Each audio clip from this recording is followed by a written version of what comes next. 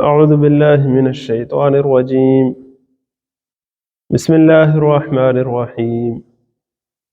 قد أفلح المؤمنون الذين هم في صلاتهم خاشعون والذين هم عن اللغو معرضون والذين هم للزكاة فاعلون والذين هم لفروجهم حافظون إلا على أزواجهم أو ما ملكت أيمانهم فإنهم غير ملومين فمن ابتغى وراء ذلك فأولئك هم العادون والذين هم لأماناتهم وعهدهم راعون والذين هم على صلواتهم يحافظون أولئك هم الوارثون الذين يرثون الفردوس هم فيها خالدون. صدق اللہ العظیم. رب اشرح لي صدري ويسر لي أمري واحلل عقدة من لساني يفقهوا قولي واجعل لي وزيرا من أهلي اللهم أرنا الحق حقا وارزقنا اتباعه وأرنا الباطل باطلا وارزقنا اجتنابه. سبحانك لا علم لنا إلا ما علمتنا إنك أنت العليم الحكيم. الحمدللہ ایمان کے ثمرات یا ایمان سے کیا حاصل ہوتا ہے، اس موضوع پر پچھلی دفعہ ہم نے دیکھا تھا کہ انسان کے باطن میں ایمان سے کیا حاصل ہوتا ہے. امن اور اطمینان اور ایک توکل کی اور ایک آسودگی کی کیفیت انسان کے دل کے اندر محسوس ہوتی ہے. کردار پر اس کا جو اثر پڑتا ہے وہ اللہ اور اس کے رسول کی اطاعت ہے. اب وہ زندگی کے ہر گوشے میں، تو انفرادی سے لے کر اجتماعی تک تمام گوشوں کا اگر ہم درجہ بدرجہ جائزہ لیں تو پہلے سب سے ایک فرد کی جو زندگی پر پریکٹیکلی جو اثرات مرتب ہوتے ہیں ایمان کے، آج ہم انشاءاللہ اس کا آغاز کرتے ہیں. کیونکہ معاشرے کی بہتری کے لیے یا معاشرے کے چلنے کے لیے اصل میں اس فرد ہی کا بہتر ہونا ضروری ہے. ہر فرد ہے ملت کے مقدر کا ستارہ. بسم اللہ الرحمن الرحیم. قد افلح المؤمنون، یقیناً فلاح پا گئے وہ مومن، الذین هم فی صلاتهم خاشعون، جو اپنی نماز میں خشوع و خضوع اختیار کرتے ہیں. والذین هم عن اللغو معرضون، اور وہ جو بیہودہ باتوں سے منہ موڑے رہتے ہیں. والذین هم للزکاة فاعلون، اور وہ جو پاکیزگی کے طریقے پر، زکوٰۃ کے طریقے پر عامل ہیں، پوری طرح کاربند ہیں. والذین هم لفروجهم حافظون، اور وہ جو اپنی شرمگاہوں کی حفاظت کرتے ہیں. الا علی ازواجہم او ما ملکت ایمانہم، سوائے اپنی بیویوں کے یا ان عورتوں کے جو ان کے ملک میں ہوں، یعنی کنیزیں ہوں. فإنہم غیر ملومین، کہ وہ ان سے مباشرت کرنے پر قابل ملامت نہیں ہے. فمن ابتغى وراء ذلك، جو شخص چاہے گا پرسیو کرے گا اس کے علاوہ کچھ اور، فاولئک هم العادون، سو ایسے ہی لوگ زیادتی کرنے والے ہیں. والذین هم لاماناتهم وعہدهم راعون، اور فلاح پا گئے وہ جو اپنی امانتوں کا اور اپنے عہد و پیمان کا پاس رکھتے ہیں. والذین هم علی صلواتهم یحافظون، اور وہ لوگ جو اپنی نمازوں کی حفاظت کرتے ہیں. اولئک هم الوارثون، یہی لوگ ہیں میراث پانے والے. الذین یرثون الفردوس، جو وارث ہوں گے فردوس کے. ہم فیہا خالدون، وہ اس میں ہمیشہ ہمیش رہیں گے. یہ 11 آیات انسان کی ایک فرد کی حیثیت میں جو اس کی سیرت کی تعمیر ہو سکتی ہے، اس کی بڑی بنیاد فراہم کرتے ہیں. یہاں اگر آپ غور کریں تو بنیادی طور پر کن چیزوں کا ذکر ہے، ذرا اس کو دیکھ لیں. پہلے نمبر پر نماز ہے، اور نماز میں خشوع خضوع. دوسرے نمبر پر لایانی اور لغو باتوں سے پرہیز، ٹائم کی قدر، ٹائم کو مینیج کرنا اور اچھے مقصد کے لیے یوز کرنا. تیسرا کام پاکیزگی کے طریقے پر کاربند رہنا اور زکوٰۃ پر کاربند رہنا، مالی اور جسمانی اور نظریاتی ہر قسم کی پاکیزگی. اس سے اگلی ہے ایسی طہارت کا ایک ایسا پہلو جسے آپ یوں کہہ سکتے ہیں کہ سیکس ڈسپلن، عفت و پاک بازی، شرم و حیا. اس کے بعد معاملہ آتا ہے معاملات کا، امانتوں اور عہدوں کا پاس رکھنا بین الانسانی معاملات میں. کردار پکا ہونا، زبان کا کردار کا پکا ہونا، اور آخر میں پھر نماز کا ذکر آ جاتا ہے کہ وہ اپنی نمازوں کی حفاظت کرنے والے ہیں۔ تو آپ یوں سمجھیے کہ نماز اور پھر مختلف چیزیں بیان کرتے ہوئے پھر آخر میں پھر نماز۔ تو یہ جو 5 چیزیں ہیں ٹوٹل، جن میں سے نماز کا 2 دفعہ ذکر ہے، باقی 4 چیزیں ہیں۔ انشاءاللہ اس پر ہم بات شروع کرتے ہیں انشاءاللہ۔ بسم اللہ الرحمن الرحیم۔ پہلے سب سے فرمایا گیا قد افلح المؤمنون، یقیناً فلاح پا گئے مومن۔ ایمان والا کون ہوتا ہے اس پر تو بات ہوئی تھی، لیکن یہ جو فلاح کا تصور قرآن مجید پیش کرتا ہے، جس کو ایک بڑی آئیڈیل، ایک اونچی ایک منزل قرار دیتا ہے انسان کی، اس پر تھوڑا سا ذرا آج ہم سمجھتے ہیں بات کو۔ فلاح کہتے ہیں پھاڑ کر، کھود کر، کسی چیز کو تلاش کر کے نکال کے لے جانا۔ آپ اس کو یوں سمجھیے کہ پورا جو حال ہے مسجد کا، فرض کریں ہم سب کو خبر مل جائے کہ یہاں کسی جگہ پر کوئی خزانہ جو ہے وہ دفن ہوا ہے، ہم سارے جو ہیں وہ بیلچے لے کے شروع ہو جائیں، کرتے کرتے رات ہو جائے، بتی بند ہو جائے، اندھیرا ہو جائے، اچانک سے ہمیں کوئی کہے کہ وہ ہو فلاں بندہ جو ہے وہ تو نکال کے لے گیا، ہم لوگ ادھر کیا کر رہے ہو؟ تو ہم سارے جو ہیں وہ جو سوچیں گے نا کہ وہ بندہ کام کی چیز تو نکال کے لے گیا، اور ہم سارے تو پیچھے مٹی کے ساتھ کھیلتے رہ گئے۔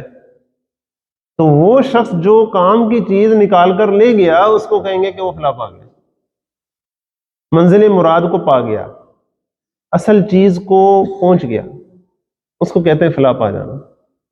تو ایمان والے جو ہیں وہ فلاح پا گئے، وہ اپنے اس مٹی کے جسم کے اندر کھود کے، تلاش کر کے، جستجو کر کے اپنی اصلیت اور روح اور اپنی حقیقت تک پہنچ گئے۔ وہ اس مادی دنیا کے اندر زندگی گزارتے گزارتے اپنی اصل منزل آخرت کو پہچان گئے اور اسے پا گئے۔ اس کائنات کے اور اس مخلوقات کے اس پورے دائرے کے اندر گم نہیں ہو گئے، بلکہ اس سب میں موجود ہوتے ہوئے وہ خالق کو پا گئے۔ تو اصل جو منزل مراد تھی ان کی، اصل جو ان کا مقصد تھا، اصل جو خزانہ تھا، اس کو وہ پا گئے۔ وہ ہیں ایمان والے۔ اللہ تعالیٰ ہمیں ایسے لوگوں میں شامل فرمائے۔ اور اس میں کوئی ایسی شک کی بات نہیں ہے کہ یہ فلاح دنیا اور آخرت کی فلاح ہوتی ہے۔ ایسا نہیں ہو سکتا کہ انسان اللہ کو پا لے اور پھر اس کی دنیا بگڑ جائے، ایسا نہیں ہوتا۔ لوگوں کی نظر میں چاہے اس کو دنیا میں کم ملا ہو، لیکن وہ لوگوں کی نظر میں ہوگا، اللہ کی نظر میں اس کا کیا مقام ہوگا، یا خود اس کے اپنے دل میں کتنی قناعت ہوگی اور کتنا سکون ہوگا، یہ اس کو ہی پتا ہے۔ تو جو بندہ اللہ کو پا لیتا ہے اسے پھر سمجھے سارا کچھ مل گیا۔ جو اپنی حقیقت کو پا لیتا ہے، اپنے من میں ڈوب کر پا جا سراغ زندگی، وہ جو کیفیت ہے نا، پا جا، ڈھونڈ کر مل جائے تمہیں، اپنے من میں ڈوب کر پا جا سراغ زندگی، تو اگر میرا نہیں بنتا نہ بن، اپنا تو بن۔ تجھے پوری ایک کیفیت ہے فلاح کی، اللہ تعالیٰ ہمیں یہ نصیب فرمائے۔ لیکن اس کے لیے ہمیں ایک جستجو کی کیفیت میں اور ایک غور و فکر کی کیفیت میں اور ایک تلاش کی کیفیت میں ہونا ہوگا، اپنے ارد گرد کے روز مرہ کے ماحول سے اور اپنے جسمانی جو ضروریات اور خواہشات اور لذات ہیں اس سے بالاتر ہو کر سوچنا ہوگا، پھر یہاں تک پہنچنے کی توفیق ملے گی۔ اللہ تعالیٰ ہمیں توفیق عطا فرمائے۔ قد افلح المؤمنون، فلاح پا گئے وہ لوگ جو مومن ہیں۔ اب وہ مومن کون ہیں؟ الذین هم فی صلاتهم خاشعون، وہ جو اپنی نمازوں میں خشوع اختیار کرتے ہیں۔ نماز جو ہے یہ بندے مومن کی کردار کی سب سے بنیادی چیز ہے۔ یعنی کہ آپ یوں سمجھیے کہ ایمان قبول کرنے کے بعد، اسلام قبول کرنے کے بعد سب سے پہلی چیز جو ہے وہ نماز ہے۔ فرض کریں ابھی تقریباً 1:45 کا ٹائم ہے، فرض کریں کہ اسی وقت اگر کوئی شخص مسلمان ہوتا ہے، اسلام قبول کر لیا اس نے، اب عبادات میں سے سب سے پہلے کون سی چیز اس کے سامنے آئے گی؟ وہ نماز ہے۔ تو نماز پہلی چیز ہے۔ اور جب کوئی بندہ مومن اس دنیا سے جاتا ہے تو آخری چیز بھی اس کی کیا ہوتی ہے؟ کہتے ہیں ابھی اثر میں تو نظر آیا تھا، اللہ کو پیارا ہو گیا، ابھی کل تو مسجد میں تھا، اللہ کو پیارا ہو گیا۔ تو اول و آخر واقعی نماز ہے۔ اللہ تعالیٰ ہمیں اس کو سمجھنے کی توفیق عطا فرمائے۔ تو نماز کا جو لفظ یہاں آیا نا صلاۃ، یہ بڑا خوبصورت ہے۔ اس کو آج کی زبان میں اگر ٹرانسلیٹ کریں تو کیا مطلب ہوگا؟ چارج کرنا، فیول اپ ہونا، روشنی اور توانائی اور انرجی حاصل کرنا، اس کو کہتے ہیں صلاۃ۔ جب بندہ مومن نماز پڑھ رہا ہوتا ہے تو اصل میں وہ اپنے آپ کو چارج کر رہا ہوتا ہے، چارجنگ پہ ہوتا ہے۔ وہ اپنی روح کو اس کی جو نشنما کے لیے ضروری جو روحانیت ہے وہ دے رہا ہوتا ہے، اس بڑے پاور ہاؤس سے کنیکشن میں ہوتا ہے۔ اللہ تعالیٰ ہمیں بھی وہ کنیکشن نصیب فرمائے کہ جس سے پھر الصلاۃ معراج المؤمن ہو جاتی ہے، کہ نماز جو ہے وہ تو مومن کی معراج ہے، اس کی تو اللہ سے ملاقات کا معاملہ ہے۔ اور یہاں جو الفاظ ہیں وہ بڑے خوبصورت ہیں، الذین هم فی صلاتہم خاشعون، وہ جو اپنی نمازوں میں خشوع اختیار کرتے ہیں۔ خشوع کہتے ہیں جھکنے کو۔ جھکنا تین طریقے سے ہو سکتا ہے۔ ایک ہے کہ انسان جسمانی طور پر جھک رہا ہو، جیسا کہ ہم نماز میں جھکتے ہیں۔ اس کے لیے ضروری ہے کہ ہم نماز کے احکامات بھی سیکھیں اور نماز کو پھر پوری تسلی سے، دھیان سے، احتیاط سے پڑھیں، اور ہر وقت کوشش کریں کہ جب بھی نماز پڑھیں تو اچھے طریقے سے اسے پڑھیں، اس کی کوالٹی جو ہے وہ ڈاؤن نہ ہو۔ اللہ تعالیٰ ہمیں اس کی توفیق عطا فرمائے۔ یہاں تک کہ بعض اوقات انسان محفل میں ہو یا لوگوں کے سامنے ہو تو نماز تھوڑی اور انداز سے پڑھتا ہے، لیکن کبھی ذرا اکیلے میں ہو تو نسبتاً ذرا جلدی جلدی پڑھ لیتا۔ ایسے شخص کے بارے میں بڑی وعید ہے کہ جو لوگوں کے سامنے تو نماز پوری پوری پڑھتا ہے اور جب اکیلا ہو تو جلدی جلدی پڑھ کے ترخا دیتا ہے، تو گویا یہ تو اللہ سے مذاق کرتا ہے۔ اللہ کو ایسے بندے سے بڑا غصہ آتا ہے۔ اس نے سمجھا کیا ہوا؟ اللہ تعالیٰ ہمیں نماز میں خشوع و خضوع عطا فرمائے، جھکنے کی توفیق عطا فرمائے، اور وہ بھی پوری خالص نیت کے ساتھ جھکنے کی توفیق عطا فرمائے، اور محفل میں، خلوت میں، جلوت میں، ہر موقع پر اللہ تعالیٰ ہمیں یہ خشوع نصیب فرمائے۔ تو ایک تو ہے جسم کا جھکنا، جس میں ہم نماز میں جھکتے ہیں اور جھکتے چلے جاتے ہیں۔ اگر آپ اندازہ کریں، پہلے ہم کھڑے ہوتے ہیں، پھر اللہ کے سامنے جھک جاتے ہیں رکوع میں، پھر اور جھک جاتے ہیں سجدے میں۔ ذرا کیفیت چیک کریں ذرا اس کی۔ تو ایک تو ہے جسمانی طور پہ جھکنا، اور دوسرا کیا ہے کہ دل کا جھکنا۔ یہ دل کا جھکنا بڑا خاص جھکنا ہے۔ یہ دل کی خشیت بڑی خاص خشیت ہے کہ دل انسان کا اللہ کے خوف سے کانپ اٹھے، اللہ کے روب اور دبدبے میں آ جائے۔ وہ جو الہ کی کیفیت تھی نا، یاد ہے؟ اللہ کی محبت سے سرشار ہو کر اللہ کے سامنے جھک جائے، اس کے جسم کے ساتھ ساتھ اس کا دل بھی جھک جائے۔ اللہ تعالیٰ ہمیں ایسا دل نصیب فرمائے اور ایسی نمازیں نصیب فرمائے۔ اور آپ اندازہ کریں کہ جب انسان پوری طرح اللہ تعالیٰ کے سامنے جھک جاتا ہے تو اپنا ماتھا جو ہے وہ ایک لحاظ سے اللہ کے قدموں میں رکھ دیتا ہے، اپنی ہستی جو ہے نا وہ مار دیتا ہے ایک لحاظ سے، اپنی میں جسے کہتے ہیں، اپنی انا، اپنی فکر، اپنی تھاٹ، اپنے خیالات، اپنے جذبات، اپنی لذات، ساری وہ قربان کر دیتا ہے، نیواں پہ جاتا ہے کہ جیسا میرا رب کہے گا میں تو ویسے ہی ہوں، یہ پڑھاؤں۔ اللہ تعالیٰ ہمیں یہ کیفیت نصیب فرمائے۔ تو ایک ہے جسم کا جھکنا اور ایک ہے دل کا جھکنا، اور پھر اس سے اگلا لیول کیا ہے کہ انسان کا پورا وجود اور پورا کردار ہی جھک جائے اللہ کے سامنے، پورا کردار ہی اللہ تعالیٰ کے سامنے تابع فرمان بن جائے۔ تو الذین هم فی صلاتہم خاشعون، جو اپنی نمازوں میں خشوع اختیار کرتے ہیں، دن میں 5 دفعہ پریکٹس کر کے وہ نمازوں کے درمیان کا جو ٹائم ہوتا ہے اس میں بھی اصل میں وہ اللہ کے سامنے جھکے ہی رہتے ہیں۔ ایک نماز سے دوسرے نماز تک ان کا دل کہاں اٹکا رہتا ہے؟ مسجد میں اٹکا رہتا ہے۔ تو مسجد میں کیوں اٹکا رہتا ہے؟ کیونکہ مسجد اللہ کا گھر ہے نا۔ تو دوسرے الفاظ میں کیا ہے کہ اللہ کی یاد ان کے دلوں میں رہتی ہے، ہاتھ ان کا کام کی طرف ہوتا ہے لیکن دل ان کا اللہ کی طرف ہوتا ہے، ہاتھ کار ول تے دل یار ول، یہ کیفیت ہوتی ہے ان کی۔ اللہ تعالیٰ ہمیں یہ نصیب فرمائے۔ الذین هم فی صلاتہم خاشعون۔ اس کے ساتھ ہی جو آخر میں نماز کے بارے میں ذکر ہے ذرا اس کو بھی سمجھ لیں۔ وہ کیا ذکر ہے؟ والذین هم علی صلواتہم یحافظون، کیونکہ اول آخر نماز ہے نا۔ اب یوں سمجھیے کہ بندے مومن کی پوری سیرت کو بریکٹ کیا ہوا نماز میں، شروع بھی نماز سے آخر بھی نماز پر۔ نماز کے بغیر جو ہے وہ کوئی تصور ہی نہیں ہو سکتا بندے مومن کی شخصیت کا۔ تو آخر میں جو ذکر ہے وہ بڑا خوبصورت ہے، والذین هم علی صلواتہم یحافظون، وہ جو اپنی نمازوں کی حفاظت کرتے ہیں۔ ایک ہے ایک آدھی نماز پڑھ لینا اور پورے خشوع و خضوع کے ساتھ پڑھنا اور پھر اگلی نہ پڑھنا۔ بات سمجھ رہے ہیں؟ ایک بندہ اگر کہے کہ بھئی میں تو جب نماز پڑھتا ہوں تو پھر پوری پڑھتا ہوں، 17 کی 17 رکھتے پڑھتا ہوں، نہیں تو پھر میرے سے نہیں 4 اور 7 اور 8 یا 11 پڑھی جاتی، نہیں، میں تو بھئی پورا کام کرنے والا بندہ۔ تو یہ کوئی اچھی بات نہیں ہے۔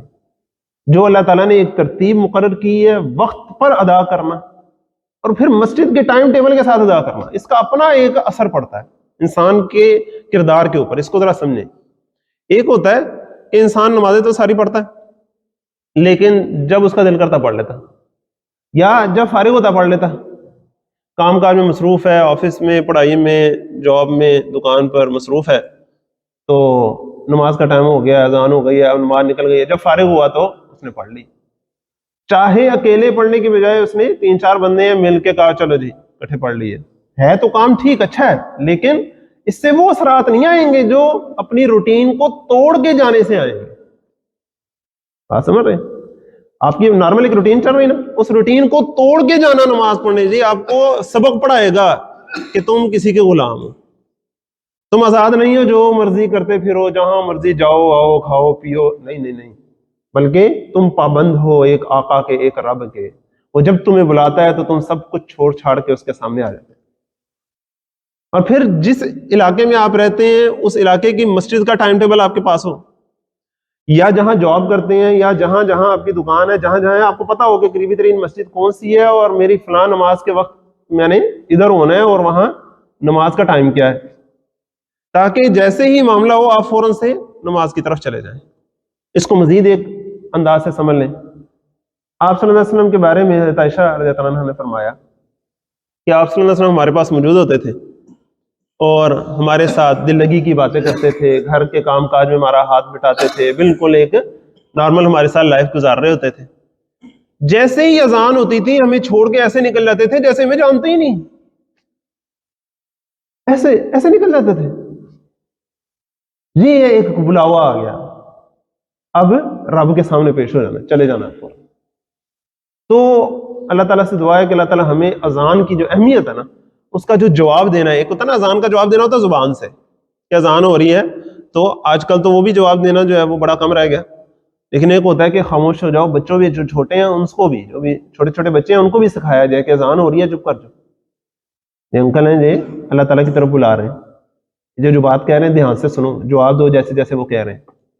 تو ایک تو ہے خاموش ہو کر اذان کا جواب دینا, لیکن جواب دو طرح کا ہوتا ہے نا, ایک ہوتا ہے زبانی کلامی جواب دینا اور ایک ہوتا ہے عمل سے جواب دینا.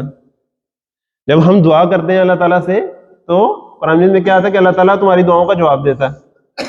تو وہ جواب کیا ہوتا ہے کہ تمہاری دعائیں قبول کرتا ہے نا, تمہارے پکارنے کو قبول کرتا ہے, تمہاری جو پریشانی ہے اسے دور کرتا ہے.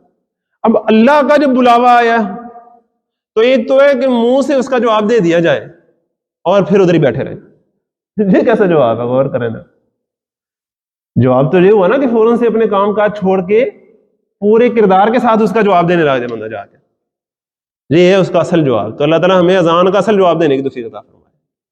جب اذان ہو تو ہم اپنی روٹین جو ہے وہ توڑیں. جب وہ توڑیں گے نا پھر ہم دنیا میں مست نہیں ہوئیں گے, پھر کوئی میچ بھی ہم پورا اکٹھا نہیں دیکھ سکیں گے. ایسے ہی ہے نا, یہاں تک کہ ذرا لائٹر نوٹ پر کہوں کہ اگر کوئی فلموں کا شوقین ہے, کوئی اور کسی گیم کا شوقین ہے, کوئی کسی بھی چیز میں ایسا مست ہوا ہے کہ وہ اس کی شخصیت کو اس نے بگاڑ کر رکھ دیا ہوا ہے. کسی بھی چیز میں جب ایک حد سے زیادہ بندہ انوالو ہو جائے تو وہ بگڑ ہی جاتا ہے, کسی شخص کے ساتھ انوالو ہو جائے یا کسی چیز کے ساتھ. لیکن جب اللہ کا بلاوا آیا اور اسے پتا ہے کہ نہیں اب تو میرے پاس اور کوئی چوائس نہیں ہے سوائے اس کے کہ یہ سب چیزیں میں نے چھوڑنی ہے اور میں نے جانا ہے, تو اب دنیا کی کسی بھی چیز کی محبت یا کسی بھی چیز کا لگاؤ اس کے دل میں ایک حد سے اوپر نہیں جا سکے. اس کو آپ ذرا کبھی محسوس کیجئے گا, اور اللہ تعالیٰ مجھے بھی محسوس کرنے کی توفیق عطا فرمائے. تو ایک ہے نماز, جو ایک نماز انسان پڑھ رہا ہے اس کے اندر خشوع اختیار کرنا, اور ایک ہے پھر ان تمام نمازوں کی جو ایک روٹین ہے اس کی حفاظت کرنا کہ میری کوئی نماز جو ہے وہ مس نہ ہو جائے, نماز کی روٹین چلتی رہے. اچھا, اس میں ایک اور بات ذرا نوٹ کر لیں. انسان نسیان کا مطلب ہے بھول جاتا ہے. فرض کریں کو بندہ رات کو ٹائم پر سویا اس نیت سے کہ میں صبح اٹھوں گا, رات کو ویسے ہی لیٹ کرتے کرتے کرتے اتنا لیٹ سونا, اور پھر نیت کر لینا کہ میں انشاءاللہ صبح اٹھ ہی جاؤں گا, اگر انشاءاللہ اٹھ ہی جاؤں گا, اگر اللہ نے چاہ ہی لیا تو پھر میں اٹھ ہی جاؤں گا.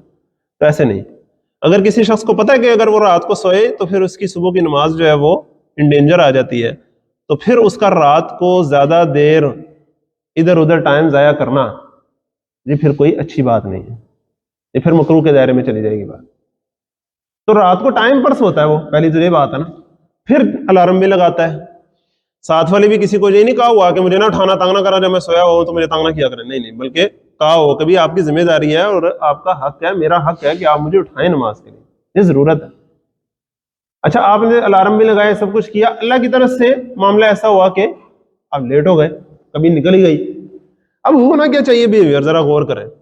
جیسے ہی ہوش آئے, بندہ جب جاگتا ہے تو ہوش آتی ہے نا, جیسے ہی اسے ہوش آئے تو فوراً سے کس طرف لپکے؟ نماز کی طرف لپکے. اس کی آپ مثال یوں سمجھ لیں, حالانکہ مثال کو بنتی نہیں ہے اللہ کے بلاوے کی کسی اور کے بلاوے کے ساتھ, کوئی اور دنیا میں کوئی ایسا بلاوا نہیں ہے جس کی اللہ کے بلاوے کے ساتھ کوئی مثال بنتی ہو. لیکن فرض کریں آپ کا کوئی آفس کا بوس ہے یا کوئی بڑا ہے آپ کا, اس کے آپ کو کافی ساری مس کالیں آئیں, آپ سوئے رہے, آپ نے اٹھا جیسے ہی دیکھے ہوئے اتنی ساری مس کالیں, یا میں تو اتنا لیٹ ہو گیا, آفس کا ٹائم تھا یا کالج کا, یا میرا پیپر تھا, یہ کیا ہو گیا. اب آپ کیا کریں گے؟ فوراً کہیں گے کوئی بات نہیں, فون آتے رہتے ہیں, جا کے بتا دوں گا کہ میں لیٹ تھا, کیا ہو گیا, بندہ سو نہیں سکتا. ایسا کرتے ہیں فوراً سے فون کرتے ہیں نا, سوری سر سوری میں سویا رہ گیا, بس یہ ہو گیا تھا وہ گیا تھا, سائلنٹ میں پتہ نہیں کیوں لگا رہ گیا, موبائل بچوں نے ادھر ادھر کر دیا, کوئی نہ کوئی ہم ایک معذرت پیش نہیں کرتے ہیں. تو فوراً سے اللہ تعالیٰ کے سامنے حاضر ہونا ہے اس کیفیت کے ساتھ کہ اللہ معافی, اللہ پتہ نہیں لگا میں سویا رہ گیا, اللہ معافی. فوراً سے آپ اس کو یہ سمجھیے کہ ایک بندہ جب صبح اٹھتا ہے, اگر وہ پہلے نماز کی طرف جاتا ہے تو وہ اللہ کے راستے کی طرف جا رہا ہے, اور اگر پہلے نماز چھوڑ کے وہ دنیا کی طرف چلا جاتا ہے تو وہ پھر اللہ کے راستے سے منہ موڑ رہا ہے. تو ایک تو ہے نا کہ صبح آئیڈیل تو یہ تھا کہ وہ مسجد کی طرف جاتا, اگر نہیں جا پایا, کوئی مسئلہ ہو گیا, تو اب کیا ہے کہ مسجد تو ہر وہ مقام ہے جہاں سجدہ کیا جائے, تو گھر میں بھی جب آپ نے جا نماز بچھا لینا ہے تو وہ نماز کی ہی جگہ ہے نا, تو فوراً سے اس کی طرف تو ریفر ہونا انسان, کم سے کم اس پر تو میں اس پر زیادہ زور اس لیے دے رہا ہوں کہ آج کل جو ہے وہ قضا نماز کی اہمیت جو ہے نا وہ بہت زیادہ ہی کم کر دی ہم نے. نماز نکل گئی تو پھر نکل گئی, قسمت نماز کی, اب کیا کریں جی, ہم مصروف ہیں, سوئے رہ گئے, تو اب کیا کریں, نماز نکل گئی تو نکل گئی. میری قسمت ماڑی یا نہیں, نماز کی قسمت میں اسے ملا نہیں, سویا رہ گیا. یہ کیفیت درست نہیں ہے. جیسے ہی انسان اٹھے فوراً سے نماز کی طرف جائے, اس حد تک کہ ایک نماز سے لے کر جو اگلی نماز تک کا ٹائم ہے نا اس کے اندر اندر وہ نماز پڑھ لے. ایسے نہ ہو کہ کسی کی فجر جو ہے وہ قضا ہوئی ہے اور زور تک اسے اللہ نے زندگی دی اور وہ فجر نہیں پڑھ پایا, زور کا ٹائم نکلا ہے. بات سمجھ رہے ہیں نا, اس کو کہتے ہیں نماز کی ترتیب سیدھی رہنا. سمجھ رہے ہیں؟ تو پرانے زمانے کے جو بزرگ تھے وہ کیا کہتے تھے کہ نماز قضا قضو تو ہو جاتی ہے کبھی کبھار, لیکن ترتیب اللہ کا شکر ہے کہ سیدھی رکھی ہے ہم. کوئی نماز قضا بھی ہو جائے تو فوراً اگلی نماز سے پہلے ہم اسے پورا کر لیتے ہیں. پائل اپ نہیں ہوتی رہتی, کٹھی نہیں ہوتی رہتی. جب کٹھی ہوتی رہتی پھر صاحب دینا جب پڑے گا, جبکہ سب سے پہلے صاحب کس کا دینا ہوگا؟ سب سے پہلے نماز کا صاحب دینا ہوگا نا.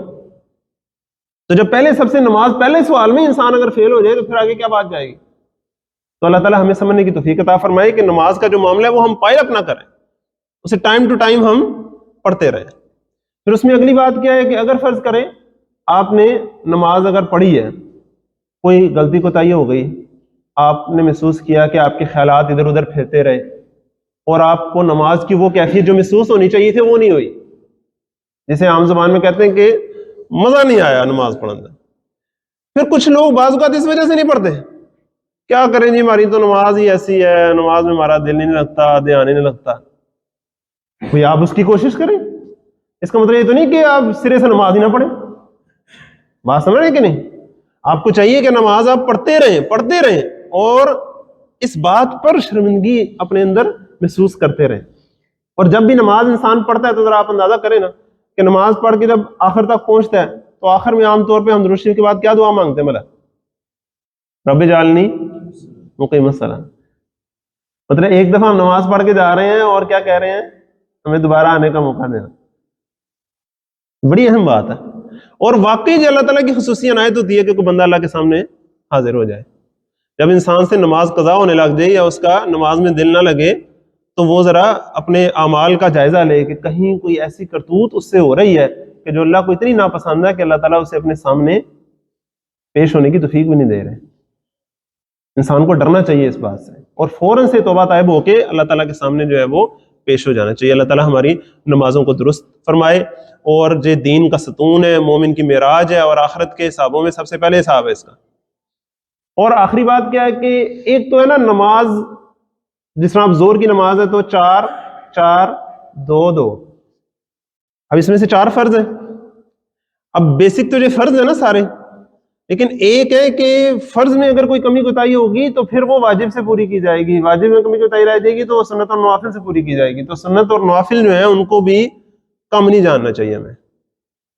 پھر اگلی بات خاص کیا ہے، اللہ تعالیٰ نے بڑی خاص ترتیب سے یہ رکھے ہیں کہ کتنی سنتیں ہیں اور کتنے نفل ہیں کس نماز کے ساتھ، کس نماز کی کتنی رکعتیں ہیں. یہ بھی اللہ تعالیٰ نے بڑا خاص ہماری فطرت کو اور ہماری نیچر کا حساب رکھتے ہوئے اللہ تعالیٰ نے ہمارے لیے تجویز کیا. بڑا خاص نمبر ہے یہ پورا. اگر آپ شروع کریں تو فجر کے کتنے ہیں 2، پھر زہر کے کتنے ہیں 4، اور پھر عصر کے 4، پھر مغرب کے 3، پھر عشاء کے 4، پھر 3 وتر. اب یہ پورا ایک بڑا خاص نمبر ہے. میں جب چھوٹا تھا تو میری دادی کے کمرے میں لکھا ہوتا تھا، دادی ماں کے کمرے میں لکھا ہوتا تھا اللہ تعالیٰ کا فون نمبر، اور نیچے لکھا ہوتا تھا 2444343. جب چھوٹے تھے کافی واقعی سوچتے تھے شاید پی ٹی سی ایل کا زمانہ تھا، نمبر میں ملتا جلتا تھا پی ٹی سی ایل تو سوچتے تھے واقعی اللہ کا نمبر آئے. جب باقی اردو وغیرہ پڑھنی آئی تو نیچے لکھا تھا کہ مزید رابطہ بڑھانے کے لیے نوافل کا اضافہ کریں. یہ واقعی اللہ تعالیٰ کا رابطہ نمبر ہے، فون نمبر نہ کہیں چاہے آپ، رابطہ نمبر ہے یہ اللہ تعالیٰ سے رابطہ کرنے کے لیے. انسان کو کوئی مسئلہ ہو کچھ ہو تو کیا کرتا بندہ فوراً، کوئی بچہ اگر ہو باہر اگر کہیں پھنس جائے کسی جگہ پہ تو فوراً کیا کرے گا، کار فون کرے گا، ابا جی نو بجے میں ہو گیا. کوئی قریبی دوست ہے تو اس کو کرے گا. ہمیں جب دنیا میں مسئلہ ہو تو ہمیں کس کے ساتھ رابطہ کرنا چاہیے؟ ہم اس دنیا میں ہمیں اللہ تعالیٰ نے بھیجا نا، ذرا غور تو کریں. تو ہمیں کوئی مسئلہ ہو تو ہمیں کس سے رابطہ کرنا چاہیے؟ اللہ تعالیٰ سے رابطہ کرنا چاہیے. تو یہ بڑا ایک اللہ تعالیٰ کے ساتھ خاص کنیکشن کا معاملہ ہے اور اللہ تعالیٰ کے ساتھ جڑ جانے کا معاملہ ہے.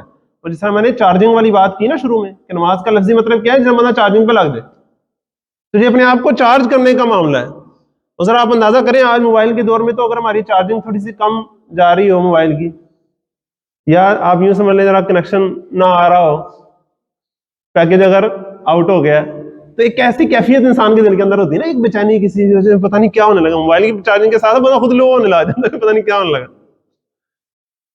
یہ کیفیت انسان کو اپنی نماز کے بارے میں ہونی چاہیے کہ جب ایک نماز کا ٹائم آ گیا اور اب آگے جا رہا ہے تو سمجھیں کہ اب اس کی جو بیٹری ہے وہ ڈاؤن ہو رہی ہے، اسے فوراً سے آنا ہے اور چارج کرنا ہے. اللہ تعالیٰ ہمیں اس کی توفیق عطا فرمائے. پھر اگلی بات کیا ہے کہ یہ جو میں نے آپ کو بتا رہا تھا کہ سنتوں اور نوافل کی جو ترتیب ہے نا یہ بڑی خاص ہے. اگر کسی کا نماز میں دل نہیں لگ رہا تو وہ نماز کی سنتیں بھی اور نوافل کا بھی اہتمام کرنے لگ جائے. دیکھیے گا ذرا، اگر فرض کریں زور کی نماز ہے نا، کوئی بندہ اگر صرف 4 فرض پڑھتا ہے اور محسوس کرتا ہے کہ وہ کیفیت نہیں آتی جو آنی چاہیے، اسے چاہیے 4 سنتے 2 سنتے اور شروع کر دیں. دیکھیں ذرا پھر کیا اس میں تبدیلی آتی ہے. تو اللہ تعالیٰ نے جس طرح ایک ڈاکٹر ہوتا ہے وہ کرتا نہیں دوائی صبح ہے شام ہے، صبح اتنی گولیاں، دوپہر اتنی گولیاں، شام اتنی گولیاں، اسے پتا ہے کہ کیا چیز کب اسے ریکوائرڈ ہے. ہماری روح کے لیے دوا ہے اللہ تعالیٰ کی طرف سے. تو اللہ تعالیٰ نے بڑے جسے کہتے ہیں اعتدال کے ساتھ اور عدل کے ساتھ ہمیں تجویز کی ہے یہ ساری دوا. اللہ تعالیٰ ہمیں اس کو سمجھنے کی توفیق عطا فرمائے اور اس روٹین کو بنانے کی توفیق عطا فرمائے. اور یہ جو نماز کی حفاظت ہے نا، یہ اصل میں نماز جو فرض ہے اس کے گرد اللہ تعالیٰ نے حصار باندھے ہوئے ہیں سارے سنتوں کے اور نوافل کے. جب انسان پکا ہی نفل چھوڑ دینا کہ نفل پڑھنا تو میرے اوپر جس طرح پتہ نہیں ہے ہی غیر ضروری، پھر آہستہ آہستہ کیا ہوتا ہے کہ وہ سنتے بھی چھوڑنے پہ آ جاتا ہے. پھر کہتا ہے چلو ایت غیر موقدہ، پھر کرتے کرتے موقدہ پہ بھی یہ تو سنت ہے، پھر کرتے کرتے واجب پہ بھی فرض تو نہیں نا، پھر آج آ کے بندہ صرف فرض پہ رہ جاتا ہے. تو یہ کوئی اچھی بات نہیں ہوتی. ذرا اگر ہم اندازہ کریں اپنی اس جسمانی غذا کے لیے، ہمیں زندہ رہنے کے لیے تو بڑی کم انرجی ریکوائرڈ ہے. پورے دن میں زندہ رہنے کے لیے تو اگر اتنی سی روٹی اور اتنا سا فلاں فلاں چیزیں ہم کھا لیں تو وہ بھی زندہ رہ لیں، لیکن ہم میں سے کوئی بندہ ایسے کہتا ہے کہ نہیں بس اتنا کو کافی ہے یار، زندہ ہی رہنا نہ کیا ہو گیا. وہاں تو ہم پورا جی صحت کا یہ دھیان ہونا چاہیے، ایسے ہونا چاہیے، میری جلد ایسے ہو رہی ہے، اس کو ایسے کریں، یہ ہو گیا میری لک، میری فزیک. یہ بھی روحانی فزیک کو قائم رکھنے کے لیے یہ پوری غذا ہے. اللہ تعالیٰ ہمیں اس کو سمجھنے کی توفیق عطا فرمائے. اور کبھی کبھار کوئی کھانا مس ہو جائے بندے کا اضافی اور صرف مساں بھوک پوری ہو جائے تو اس کا گزارا چل جاتا ہے، صحیح ہے نا. لیکن کنٹینیوسلی اگر وہ کوئی ایک چیز بھی ڈیفیشنٹ رہے گا اپنی غذا میں تو آج نہیں تو کل اس کو مسائل آئیں گے. پھر ڈاکٹر پوچھے گا گوشت نہیں کھانے تسی، پوچھے گا نا. آپ کہیں گے نہیں باقی سارا کچھ تو میں کھانا، لیکن وہ ایک ہی چیز میں نے ایک عرصے تک جب چھوڑی رکھی تو اس میں اثرات دیے اپنے. تو نماز میں بھی ایسا ہی ہے کہ کسی چیز کو مستقل ہی چھوڑ کے رکھنا یہ اچھی بات نہیں ہے. اللہ تعالیٰ ہمیں فرائض کے ساتھ ساتھ سنتیں اور نوافل کی بھی توفیق عطا فرمائے. اللہ تعالیٰ اس سے وقت میں برکت ڈالے گا انشاءاللہ. اور نماز کا پھر ٹائم مینجمنٹ کے ساتھ کیا تعلق ہے اس کو ہم نے نیکسٹ ٹائم دیکھنا ہے انشاءاللہ. اور پھر ساتھ ہی ٹائم مینجمنٹ کے ساتھ آگے انسان کی مالی پاکیزگی اور جسمانی پاکیزگی، یہ ساری آج ہم نے انشاءاللہ اگلی دفعہ ہم کور کریں گے. تو آج ہم نے کیا موضوع شروع کیا کہ ایک فرد کی حیثیت میں ایمان کے کیا ثمرات اور اثرات ہوتے ہیں اس کے کردار پر. ایک فرد کی حیثیت میں اس کی ہم نے ترتیب سے انشاءاللہ بات شروع کرنی ہے. اور آج ہم نے نماز کے بارے میں کیا کہ ایک نماز میں بھی وہ پوری حفاظت کرتا ہے، خشوع و خضوع اختیار کرتا ہے، اور پھر اپنی جملہ نمازوں کی حفاظت کرتا ہے اور روٹین کی حفاظت کرتا ہے. اللہ تعالیٰ ہمیں اس کی توفیق عطا فرمائے. اگلے جو معاملات ہیں ایک فرد کے وہ انشاءاللہ ہم نیکسٹ ٹائم لے کر چلیں گے. صدق اللہ العظیم.